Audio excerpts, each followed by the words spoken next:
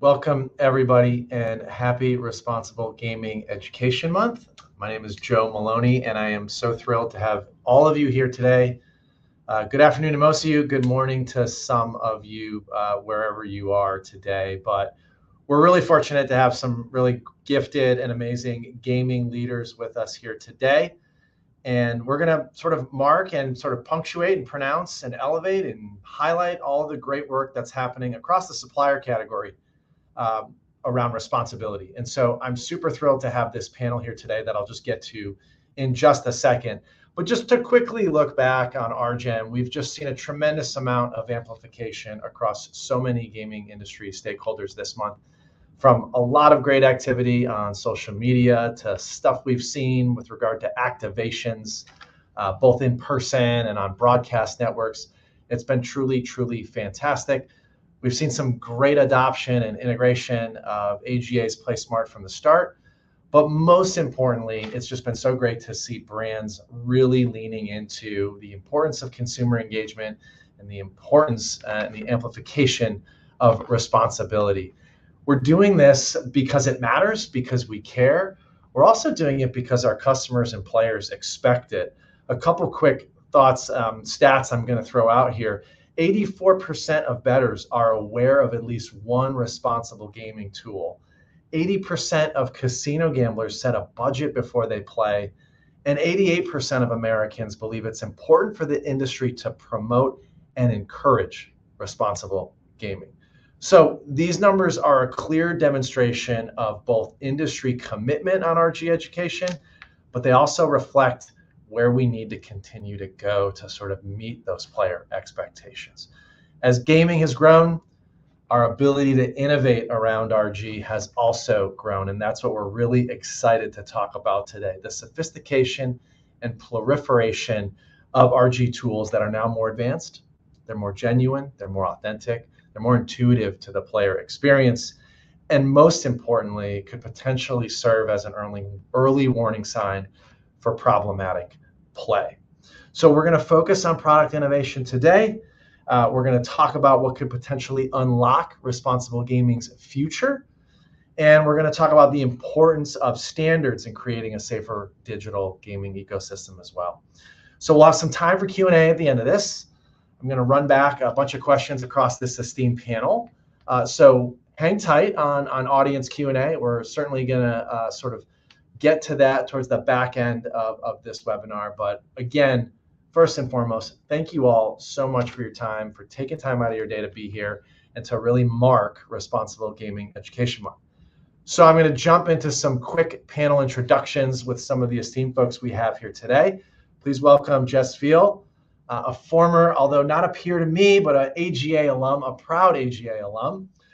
She serves as Vice President of Regulatory Affairs and Compliance at OpenBet, overseeing the development of comprehensive RG tools and solutions, including their partnership with Netcon, an AI-driven analytics platform that we're really excited to learn more about today. So thank you, Jess. Also joining us from across the pond, our transatlantic partner here, Tasos Dagkos, who's the Group General Manager for Responsible Gaming at Aristocrat Group. Tasos sort of oversees across the entire Aristocrat portfolio their work that is embedding player safety and safer play principles into the core business strategy, operations, and most importantly, culture. His work focuses on the development of responsible gameplay initiatives built into game design from the ground up, while also prioritizing compliance. Really excited to have Tom Mace now join us as well, Senior Vice President of Integrity and Regulatory Services at Sportradar. Brings over 2 decades of experience in the betting industry. Tom was instrumental in establishing Sportradar's fraud detection system and helped launch its regulatory services division. And really exciting, he's been involved in their recent launch of Better Sense, an AI-powered solution that's going to detect early signs of gambling-related risk and enable operators to intervene.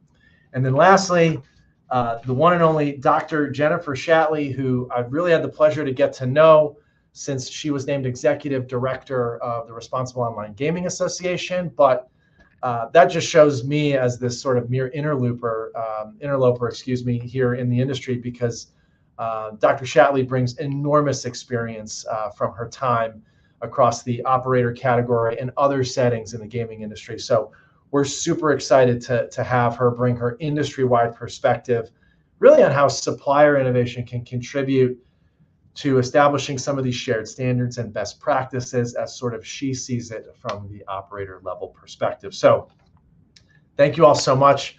Welcome to my panelists. You can begin to sort of identify where that unmute button is, because I'm going to start sort of tagging everybody in. So, really, I want to sort of begin across, each of our supplier members here today and start with this foundational question. What, in your view, has, been one of the more significant shifts that suppliers have done to approach responsible gameplay and that have approached this category specifically with RG and some of the technological innovations? So just looking back over 3 to 5 years in Tasos, I'd love to start with you. Welcome. Thank you, Joe. Thanks for having me. Excited to join the webinar today with these amazing people in this panel. So I think the most significant shift has been the move from seeing responsible gaming as a compliance obligation, right? So this is where we're moving to abandoning it actually as a core design principle. For us at Aristocrat, we now start with a different type of question. How can this product empower safer play and sustainable play? This is a key question we're asking ourselves. And I believe there's also been a broader mindset shift from reactive interventions actually to proactive features that nudge, educate, and inform the players. And I think what is important is to implement these features in a way that doesn't seem like an add-on. They are seamless and integrated. And I think that's why it has been a success. So this kind of thinking wasn't the norm a few years ago. I think the collective thinking of the industry have shifted in a way that actually makes it possible today. And it's great to see it not just for Aristocrat, but across the industry, because that's the way it works better for all of us. Those are great points. One, I'm sort of taking notes. The move from compliance to innovation, I think, is an important one, and then also sort of moving from reactive to proactive. I'm going to sort of go to Tom and Jess here, because you guys are both investing, specifically in a product category that I think embraces those two components. And so, Jess, I'll tag you in first here to sort of take a look back and sort of, as you sort of sit at OpenBet, what has sparked a little bit of that shift too? Because I'm sure you agree with Tasos on that point. Yeah, thanks, Joe, and I'll echo Tasos's comments. A pleasure to be here. This is really excited about this conversation. We are a B2B platform sportsbook provider, and historically that would just be the sportsbook platform and maybe the PAM. But what we've seen over the years is that our customers, our operators, are looking for a full service end-to-end solution that includes all of the integrations for payments, for KYC, but also for RG. And when we sort of inspected the market and thought about where the industry was heading a few years ago, we looked up and really felt that player protection was going to be the center point for the entire industry around the world going forward. With the rise of digital gaming, it's become critical that we have not just compliant solutions around responsible gambling, but innovative and easy to use solutions, because this is going to be a trend that we see. We've seen it in the US with, growing focus from regulators. We've seen it in the UK with the white paper. We're seeing it all over Europe and Latin America too. So we decided we really wanted to invest in this space and bring it to the forefront and make it the cornerstone of our services as well, which is how we acquired Necton a few years ago. And we've really had an amazing experience integrating them into our services and bringing them to more markets than they were already in. And in that respect, it's about providing our operators and our customers with everything they need in one place, but also with a solution that's easy for them to use and easy for them to adopt. We want them to feel that they're getting really good value out of it, and that it's a good business decision for them to focus on responsibility as much as it's a compliance decision for them to focus on responsibility. So that's been a really exciting and fun part of this. And it's really about driving the value of it, because we want our customers, whether they're just an RG customer or they're a platform and RG customer, to feel like they get great value out of what we offer and a seamless experience. Yeah, that's perfect. And Tom, I would love to hear you build on that a little bit, just given, the work that you did sort of erecting and establishing a regulatory services division within a company such as Sportradar. As you look back over the last 3 to 5 years, like what were some of those moments that sparked this idea of investing further in innovation in RG specifically? Yeah, thanks, Joe. I mean, similar to what Jess said, I think a lot of this is driven by our customers. At the end of the day, client centricity is always something that we have front and center. And I guess as Sportradar, we're relatively new as a supplier and provider of responsible gaming solutions, but it's something that's frequently coming up in client discussions. Client requests also asking similar to demand for an end-to-end solution. And given that Sportradar is the leading provider of sports data solutions to the industry, we've got huge investment in AI. It's my prior background using AI to detect fraud and protect sport from corruption. The same sort of thinking was then applying our investment into responsible gaming, player protection, and in future, many other compliance-related fields, which are now becoming, as already said, not only a compliance topic, but something which is fundamental to our customers' business operations. So, when we look at, the data, everything that we do is driven by data, and we're the leading appliers of AI to actual customer-facing solutions. We're able to now process over 90 different variables into our model in a real-time basis. We're looking at the core betting behavior, stake volatility, payout ratios, turnover trends. We're looking at speed of play metrics with regards to frequency, timing of wins and losses, of course, depositing and withdrawal activity, frequencies, trajectories, time-based activity with regards to daily play, nighttime gaming, and of course, the usage of the responsible gaming tools and activities. So ultimately what's driving us is our commitment to protecting the entire industry and ultimately the players, at the end of the day, are the most important aspect of this entire discussion. That makes a ton of sense. And obviously, I think the sort of the tech backbone, particularly of each of these three companies with us today, I think can sort of spawn these light bulb moments where you're seeing some intersectionality around innovation and technology, and then compliance and the regulatory components. And I feel like that's what I'm hearing back from each of the three of you is it just sort of built into an opportunity to actually now do something. So pivoting to you, Jen. Putting your sort of operator hat on, obviously the member companies that you represent invest a lot and do a lot and invest in their own companies and human capital. But they also work with suppliers, right? They also lean on some of these categories in the supplier community as well to sort of help ideate and spawn some of the innovation cycle that they believe is needed to sort of serve their customers on the B2C side. And so I'd welcome you to sort of enlighten us all and our audience today is like, how is the operator approaching sort of supplier innovation in RG, and what are some of the things that they're thinking about? Yeah, I think that we've seen this evolution in responsible gaming, again, from just being this compliance thing that you have to do and ticking boxes into more integrated into products, more integrated into the platforms.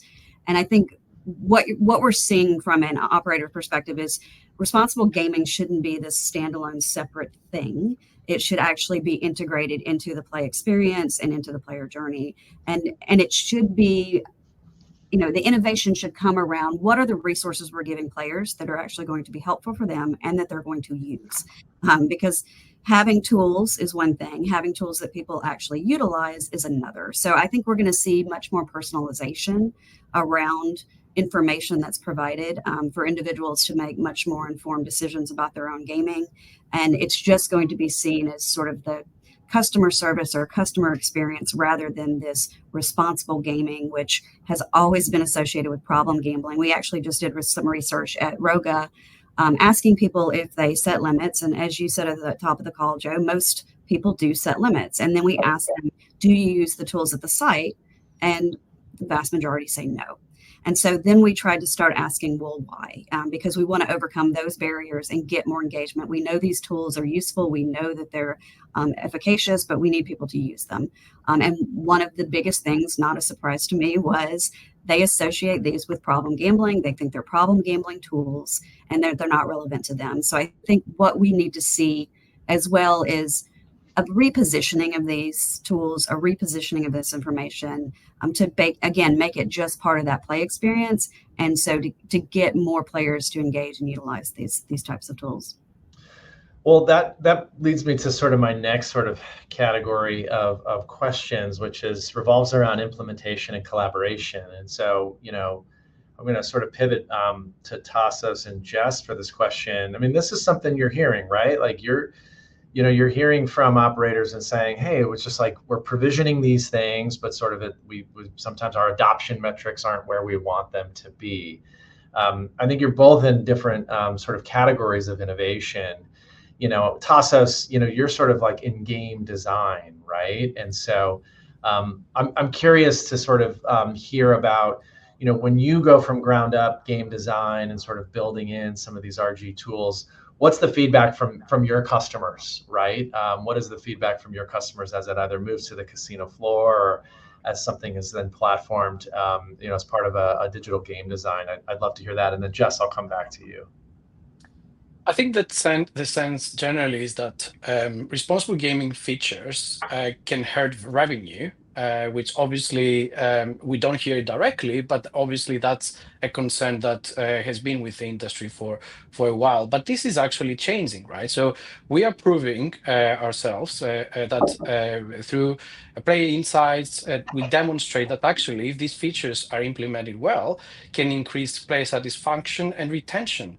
Players come to expect these features as a standard. It's a standard expectation to have control, personalization. So it's not something that appears foreign to them.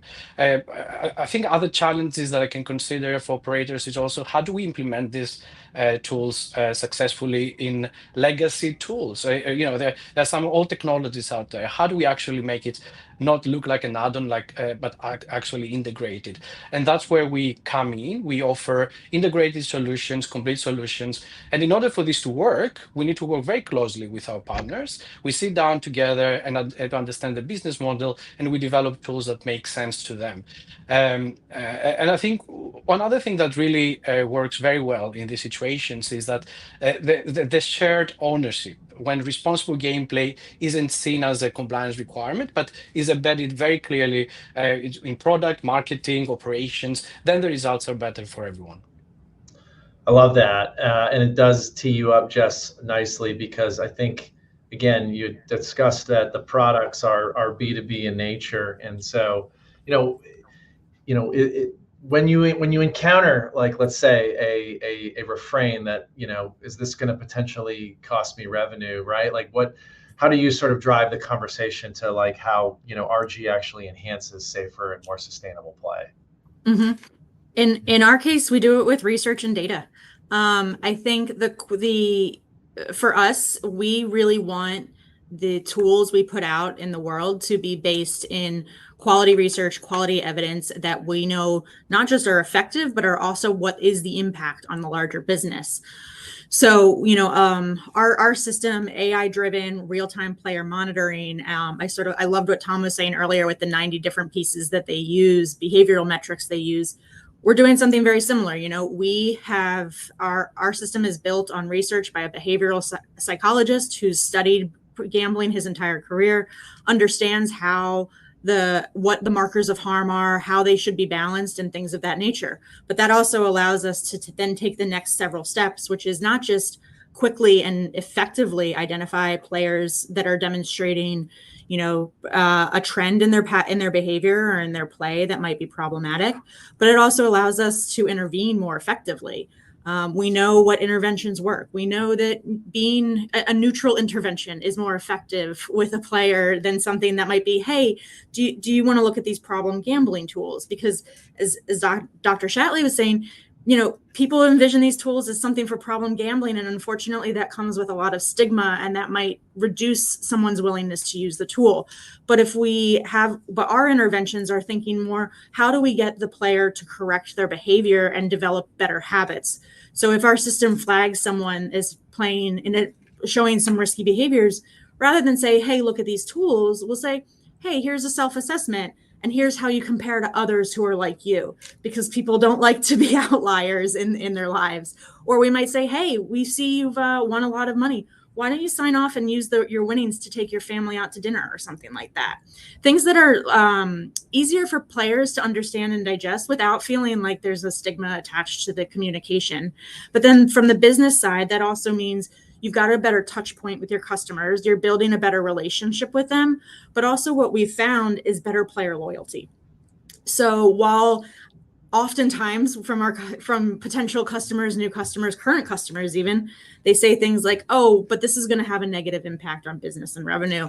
But what we found is actually players evidence 17% better loyalty and long-term value to an operator that they feel they can trust and an operator that helps them with these tools. So it is actually a long-term business investment to put responsible gambling and those tools at the forefront, because we know that customers want to feel safe and taken care of with their operators. And Joe, I think AGA has done tons of research on this about players really wanting to prioritize feeling that they're taken care of and their data is secure, their information secure, but also that the games are fair to them. So I think, the more we can do to highlight that to players, the better it is, and the more loyalty you're going to create. Beautifully said. And Tom, I would love to tag you in here to sort of build on that a little bit. Just speaking more from, the Sportradar and the internal side of the house, which is like when you decide, you're hearing from operators that there's a gap or that there's this opportunity, and then you're choosing to invest in the development or further R&D around products like the one you previously described. What does implementation look like on the operator side, right? Like how are tools like this sort of being onboarded, and how are you bringing this now in concert and in coordination with the operator to the end user? Great question, Joe. And I think ultimately this is front and center of all of our product development in Sportradar, in that from design through to development due to implementation and onboarding. Ultimately it comes back to that client centricity again. So I think in the context of this discussion, also linking back to the prior discussion about concerns about how does player protection possibly conflict with commercial interests? I'm pleased to say, after dozens of conversations in the last month, I think this mindset is reducing, but still nevertheless a valid concern. Firstly, what we wanted to achieve with Better Sense, as with all of our products, is that it's designed in such a way that can be very easily ingested by the customer, the operator, and knowing that across the business, still integration and technical challenges is one of the main pain points facing customers. We wanted to make this as seamless as possible. So the positioning of Better Sense, our responsible gaming tool, as part of our broader Insight Tech solution services, which is a suite of API-driven AI models, alongside AI models for trading, risk management, marketing, operations. Player protection and responsible gaming actually sits directly alongside these, right? So it can be ingested via the same means. And then also, an answer to the previous comment of crucial importance to us is that player protection is not only a product for the responsible gaming and compliance teams, right? And so we designed it with an API first design, so that the outputs can not only be consumed by a user interface by a human, but actually that the outputs are ingested directly into the systems of the operator, and not only those RG teams, right? The outputs of player risk need to be consumed by the trading teams, by the marketing teams, so it becomes completely integrated across the operator's commercial operations, so that actually long term, as has already been discussed, that the value of player protection investment in this area can be seen across the business. Jen, you sit in the public sphere as you found yourself on the circuits, on the panels. You're seemingly at nearly every industry event since you were hired and brought on board and leading ROGA. I mean, we just listened to these three companies and these three leaders talk about the investments and even taking on some of the risk and innovating in a category that typically hadn't seen as much innovation and investment. This clearly, I think, really attacks a myth that there is a lack of concern for player health and proper positive play. As you sit on these panels and as you sit in these discussions with really important stakeholders, from governors to regulators, how are you communicating that this investment and this innovation is alive and well?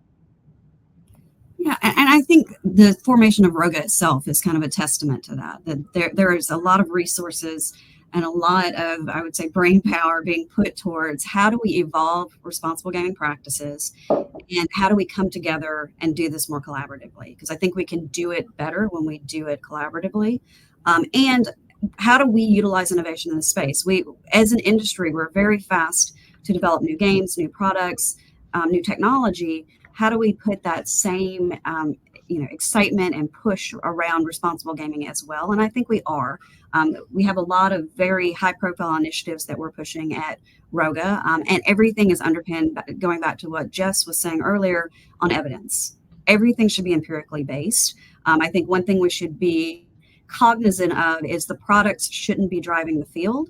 The evidence-based and the field should be driving the products. And we just need to be sure that what we're putting in place, we know what the effect's going to be, because at the end of the day, the technology, the policies, they affect people, and we need to make sure we're having that desired impact that we want. So I would say that we're putting a lot into research. There is a lot of gaps in the evidence base. We need to understand, are we doing the right things? Are these validated? And can we come up with consistent, standardized practices? And that's one of the things as well that we're working on at ROGA, is looking at a certification program that builds in all of these robust measures and ensuring that we have continuous improvement. So we're not looking at saying you get the stamp, you complied, that's great. We're saying here's where you did well, here's some opportunities, and let's always strive at the next certification to be doing better and better.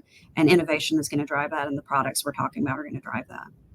Yeah, I'm glad to hear you say that, because the sort of rubber stamp of approval in some instances, it doesn't make sense with like just everyday life for consumers. Like they're constantly seeing standards raised. They're constantly, technology is in many instances delivering them more efficiency and more value. And so if we're just holding ourselves to just sort of one standard and we're saying like, all right, that's a day, check out our website, we've got to just continue to kind of keep pace with some of the work that companies such as these ones are doing. So let's talk about one of our favorite topics, just compliance. And I know everyone's going to get super excited. I'm going to invert the order here. I'm going to go to just Tom first. How do you guys help operators navigate varying regulatory requirements, around RG? Like, as you develop an RG tool, what's the conversation around compliance look like, and some of the things that you're thinking about?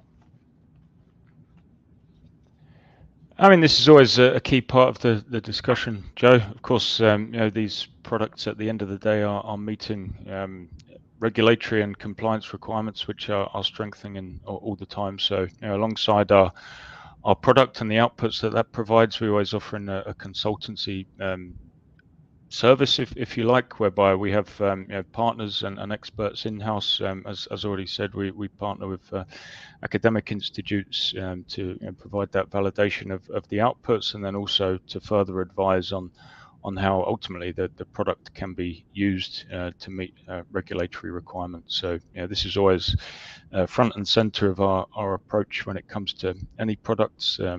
This is the main driver here for still a lot of operators in investing in this area to meet those regulatory requirements. So it's really about dedicated onboarding, ongoing customer care, understanding perhaps gaps in internal understanding and internal systems. That's a big part of what we do. It's really about understanding, all right, what environment are we placing this product and is this product going to be consumed in? So it's dedicated onboarding and understanding and a continuous partnership and sharing of information approach to ensure that we know and can advise appropriately how the product is used for its ultimate purpose.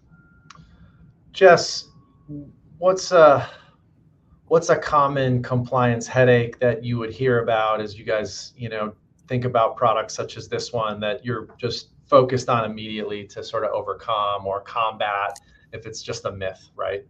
Yeah, I think there's for us we focus on first educating the regulators.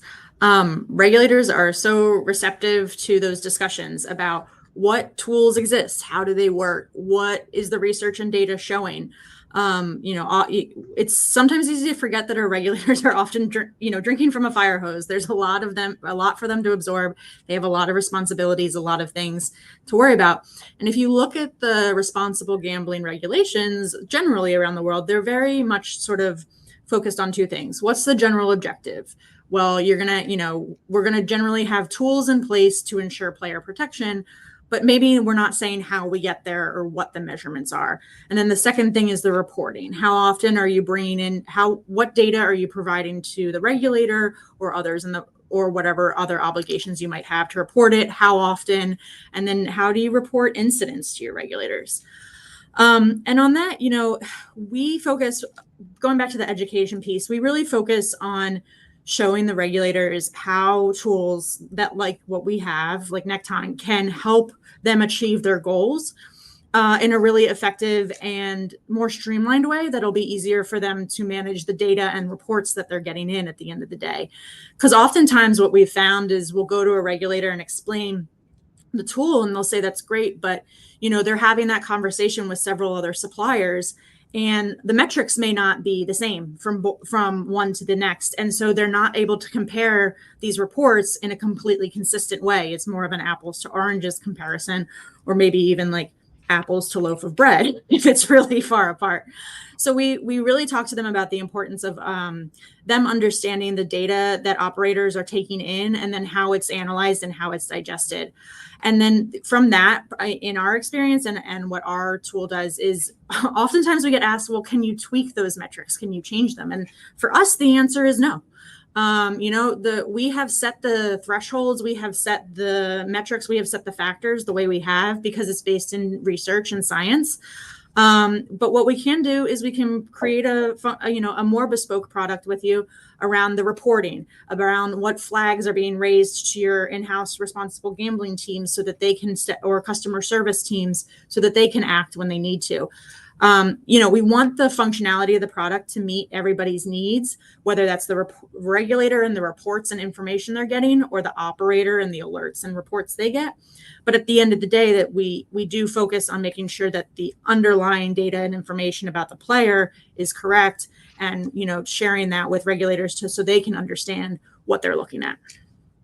That was fantastic. I particularly like to hear that the tweaks are in some ways non-negotiable, but that there are obviously a bespoke option for the companies that need it. Tasos, I think you have a really interesting role and I think a unique setting across a truly global company that sits in so many different verticals of gaming. But I'm curious, just from an institutional perspective at Aristocrat, like how are you solving for placing the importance placed within your company on RG with different compliance and regulatory teams across so many jurisdictions, right? So who and how are you able sort of internally to crusade and keep everybody tethered to this important piece around positive play and player protection? Yeah, Joe. I think Aristocrat is truly a complex and diverse business. It's true that the majority of our viewers today from the US will recognize us as a gaming manufacturer with popular titles like Mom Mommy or Buffalo. But we have an online real money gaming business too with Aristocrat Interactive since last year. And obviously, we have a very global business. We operate in Europe, Australia, Asia, and of course North America and South America. So pretty much globally, right? So the challenge always for us is navigating the different jurisdictional fragmented RG requirements across different jurisdictions, right? So we're talking about things like disclosures, limits, messaging, or even font sizes. So we work very closely with many teams across our organization to ensure that we cover all these different requirements. And this involves a lot of discussions and cooperation with compliance teams, privacy teams, legal, product, privacy, and of course the responsible gaming team. So we have a very small team as a responsible gaming team. We are setting the agenda and we are driving the agenda. We have many people across the organization with supporting this effort.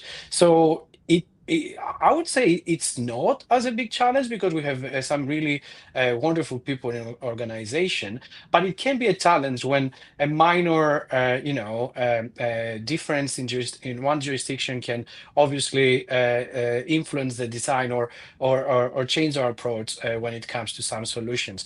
And I think what we do like trying as a business is trialing new things, right? So our testing ground historically has been Australia when it comes to gaming. We tried many different technologies with obviously work very closely with the regulators, and we wish to bring these technologies elsewhere, but it's not always possible because obviously there are some specific requirements and some technologies that are not possible are not transferable.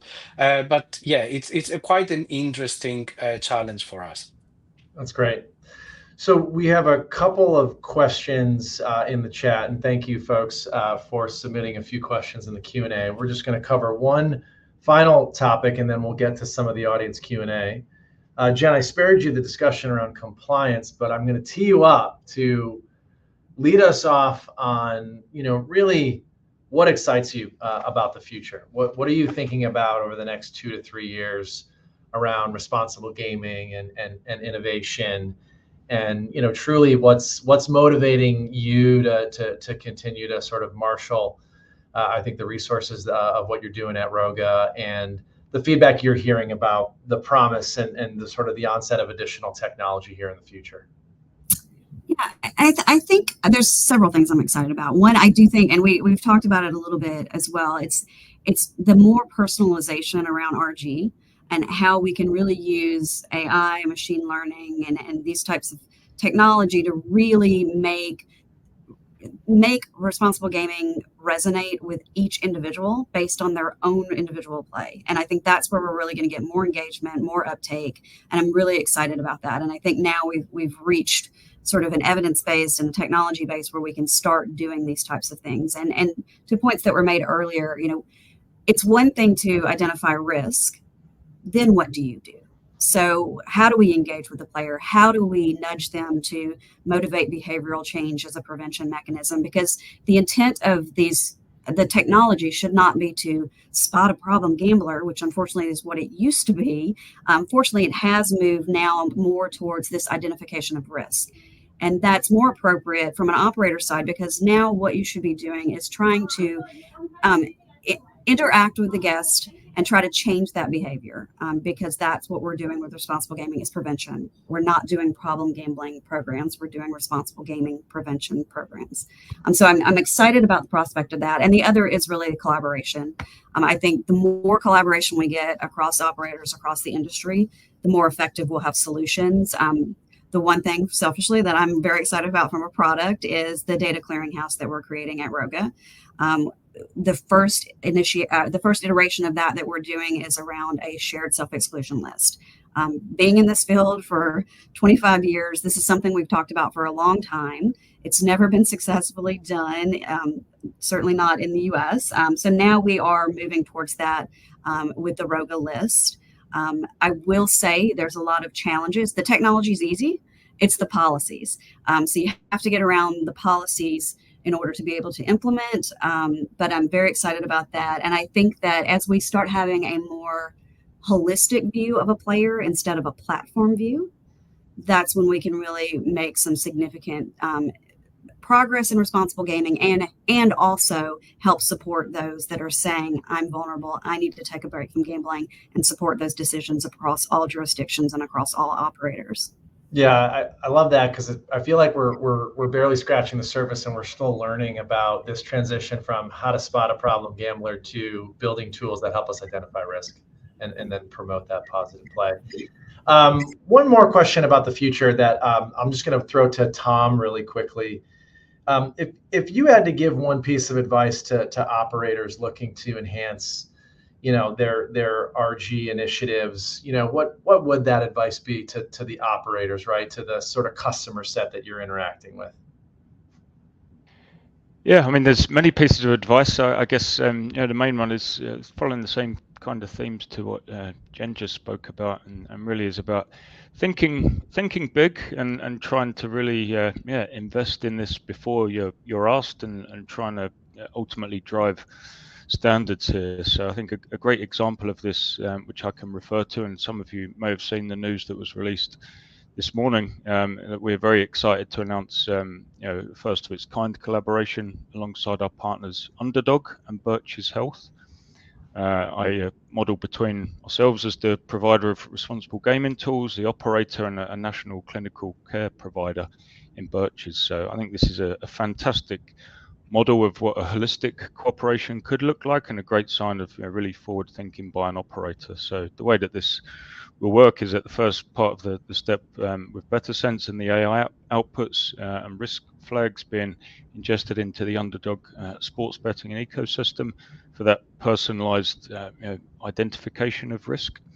So this then creates the trigger, and then from there, certain players identified at a high enough risk level are channeled directly into the treatment pathway, and given access to services from Birch's Health, who you may know are a national leader in evidence-based treatment for individuals experiencing gambling disorder. So I think this is a crucial part to create that holistic approach, and the experts at Birch's Health and the treatment specialists will provide this care, also do some analysis on the anonymized data on the flag profiles, and after the treatment pathway, actually providing that information back so that we can understand impact of treatment, and then incorporate that into our future modeling. So I think that's incredibly powerful, so that the models and underlying technology are actually learning from the full extent of the process, creating that complete feedback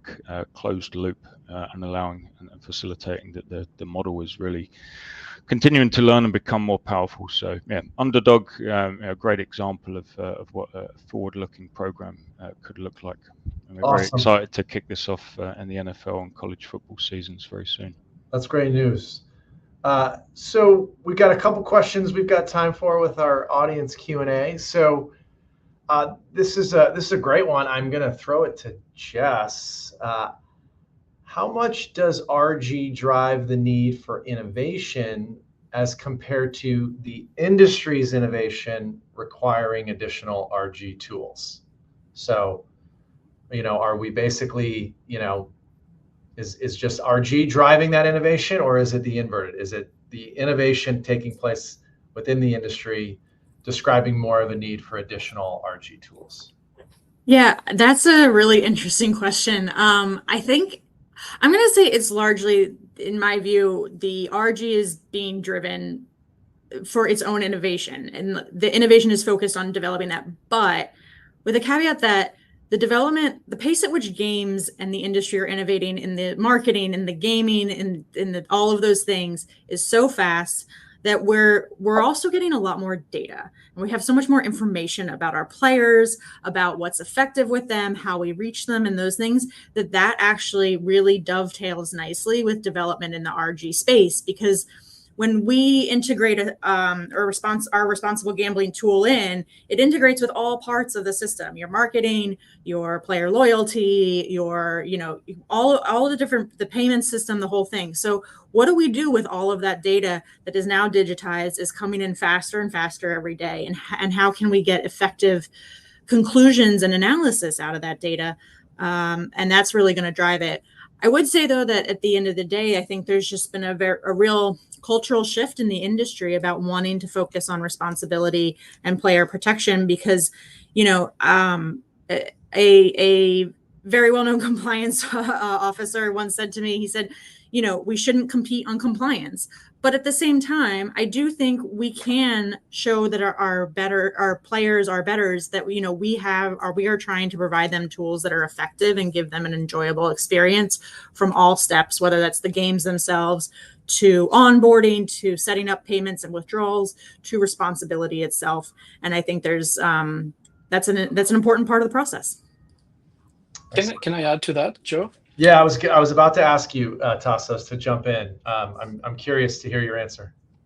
Yeah, thank you very much. I think it's for us, what is driving innovation is actually our end users, the players.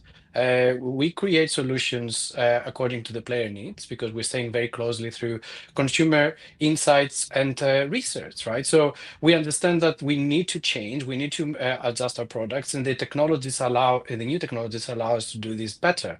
I think that's what drives innovation, and it is a conversation between us as a responsible gameplay team, who are expected to be informed about research and what the evolution of gaming, and of course the business, who we need to educate, and we come together to find these solutions. Thank you, Tasos. I have another good question that I'm going to ask Tom and Jen to jump into, and I think it's a super thoughtful one, particularly given, I think, some of the technology tools that Tom and Jess were speaking of. But when it comes to standards, Jen, I'd love to hear your response. So Tom, we'll throw this to you first. The question is, how do you feel about different risk detection models, parentheses, algorithms, metrics, et cetera, across the solutions you've developed, and the idea that the variables can be different between, the different product innovations, right? And the person provided some context. Spain is now requiring all operators to use the same 62 variables, which could standardize the playing field. So what's the tension there, Tom, whether it's a regulatory or compliance one, or as we think about standards across the industry that are inputs ultimately into some of these product innovations? Wow, that is a tricky question. I mean, yeah, these conflicts between regulatory needs and operator needs and the needs of the players at the end of the day, this is what drives the complexity in this area, right? It's nothing easy. It's not a black and white subject where you can just create a universal model that profiles risk across the board. Our approach that we have with Better Sense is that there is a core model, which is based on all existing academic literature and huge operator data training sets. But we're then always looking to fine tune and model this and provide a solution which is meeting customer needs based on whichever market they're operating in. So it's a balance, right? We need to have an efficient modeling process, but we know that that's not going to suit all needs. So it's, again, when it comes to customer onboarding, really understanding their differing needs and making sure that we've got a solution that fits. I think in general, another aspect to that question, which is also worth highlighting, is the need for consistency and standards and sort of validation of different tools out there in the market, because that's also very confusing as well. And this is something which also applies to my prior experience in sports detection, corruption monitoring, and this is something which also we as a business and Sportradar are always striving for, and completely open and looking for as much external validation of the work and the models that we're delivering into this responsible gaming topic, something which any respectable company should also be striving to achieve as well, to help the end user and the operators have that reassurance that they're actually using a product which they can trust. Jen, you're on the front lines, in these conversations as well. Shifting standards, consistent standards, standardizing this, standardizing that. I'd be curious also to hear from you on this question. Yeah, I think sometimes we get really ahead of the science and the evidence, and I think there's different markers of harm depending on who you talk to. I don't think all of these have been validated, and that's incredibly important. I think as we're putting things into place, we have to have a firm understanding of what is it we're trying to do. And do we have evaluation frameworks tied around, are we doing that? And my concern sometimes with regulation is once it's memorialized in regulation, it's very difficult to change and adapt. So that's why, again, when we're looking at responsible gaming, especially from an operator perspective, we don't think compliance is the end goal. We should continually be trying to evolve and innovate. And the way you do that is you continue to operate and try new things and innovate, but you have these evaluation frameworks and you adapt and change. And if something's not working, if it's not meeting your needs, you change it. You can't be so tied to it that you just continue to do it regardless. And if something is in regulation, even if it's not working, or even if it's potentially having the absolute opposite effect of what you want, it's very hard to get it changed from regulation or from legislation. So again, I do think this is an area where we have to be evidence-based. We have to make sure that what we're doing is actually having our intended effects. And we do that through research. We do that through evaluation. We do validation. All of that is incredibly important before these things go into regulations and policy. Yeah. So if you don't mind if I jump in for a second on that, I think, we've looked at the Spanish regulations and the 61, 62 variables. It's even there, they give you 62 variables, and it's not a foolproof plan to make sure that everything the operators submit is going to be consistent from one operator to the next. So we don't even really know that the quality of the data they're getting is going to give them a really good risk score or a really good analysis of who a problem gambler is. And I think, we've talked about it, that a lot of different models are out there, right? Sportradar has theirs, we have ours. There's several others in the market, and we all do it a little differently. And that makes it hard for regulators to understand what they're seeing. But at the end of the day, a lot of markets are always going to allow for that because that's how a competitive marketplace works. So the importance to me becomes around how did you get to the information that you are using and you are acting upon. If I'm sending a report to a regulator that, over this past month, I've had this many people fall into a medium risk category and this many people fall into a high risk category or fall out of high risk into medium or out of medium into low, I need to be able to defend that at the end of the day. I need to, if there is a very concern or a problem from a bettor or their family or from a regulator about how we managed and treated a particular case, we need to be able to understand how we identified them, how we scored them, and then how we reached out and what we did to support them. And I think that's really a critical thing for operators to think about when they're looking at supplier options is at the end of the day, if, we all want to do better than the bare minimum of compliance, but you're going to have a day that a regulator comes to you and goes, you've had a problem with this player. What did you do? And your solution your response is going to largely rely on the solution you're using. And if I could build on that too. So I think a lot of focus is given to sort of these triggers and not to that point, just the response.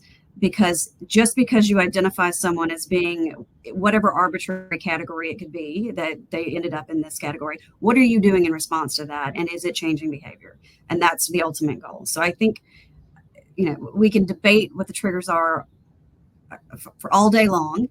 What we should be, I think, focusing on is however this is identified as risk, however that was identified, what are we doing in response to that? And is what we're doing effective? Are we changing behavior? Or is this preventative?